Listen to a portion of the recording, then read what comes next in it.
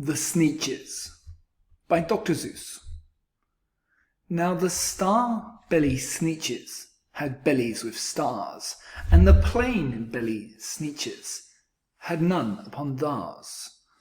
Those stars weren't so big, they were really so small, you might think such a thing wouldn't matter at all.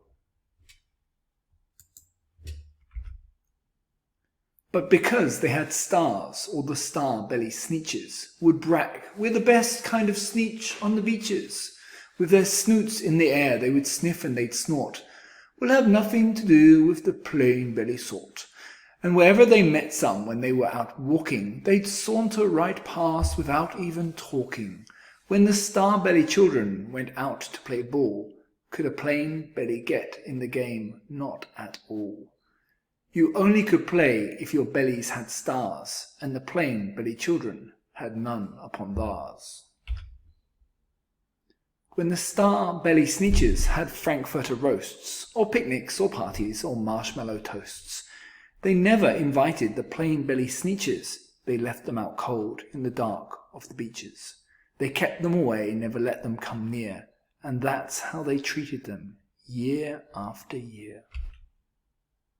Then one day, it seems, while the plain-belly Sneetches were mopping and doping along on the beaches, just sitting there wishing their bellies had stars, a stranger zipped up in the strangest of cars. "My friends," he announced in a voice clear and keen, "my name is Sylvester McMonkey McBean, and I've heard of your troubles, and I've heard you're unhappy. But I can fix that. I'm the fix-it-up chappie. I'll come here to help you. I have what you need. My prices are low and I work at great speed, and my work is 100% guaranteed." Then quickly Sylvester McMonkey McBean put together a very peculiar machine, and he said, "You want stars like a star-bellied Sneetch? My friends, you can have them for $3 each. Just pay me your money and hop right aboard." So they clambered inside. Then the big machine roared, and it clonked and it clonked, and it jerked and it burked, and it bopped them out.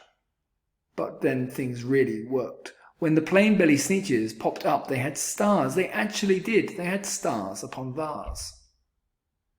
Then they yelled at the ones who had stars at the start. "We're exactly like you. You can't tell us apart.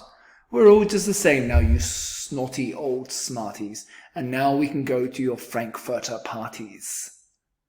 "Good grief," groaned the ones who had stars at the first.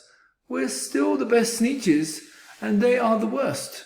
But now, how in the world will we know," they all frowned, "if which kind is what, or the other way round?" Then up came McBean with a very sly wink, and he said, "Things are not as bad as you think. So you don't know who's who? That is perfectly true, but come with me, friends. Do you know what I'll do? I'll make you again the best Sneetches on beaches, and all it will cost you is $10 eaches." "Belly stars are no longer in style," said McBean.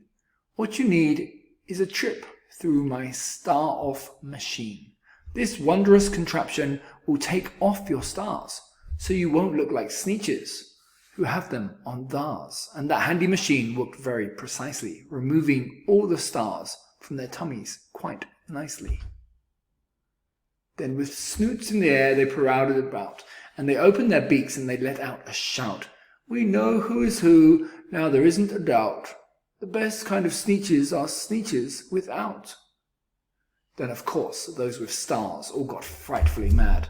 To be wearing a star now was frightfully bad.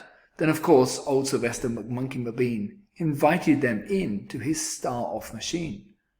Then on, as you probably guess, things really got into a horrible mess. All the rest of the day on those wild, screaming beaches, the fixie-up chappie kept fixing up Sneetches. Off again, on again, in again, out again. Through the machines they raced round and about again, changing their stars every minute or two. They kept paying money. They kept running through, until neither the plain nor the star-bellies knew whether this was that one, or that one was this one, or which one was what one, or what one was who. Then, when every last cent of their money was spent, the fixie-up chappie packed up and he went, and he laughed as he drove in his car up the beach. They never will learn. No, you can't teach a Sneetch.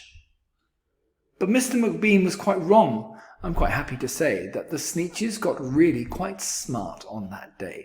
The day they decided that Sneetches are Sneetches and no kind of Sneetch is the best on the beaches. That day all the Sneetches forgot about stars and whether they had one or not upon theirs.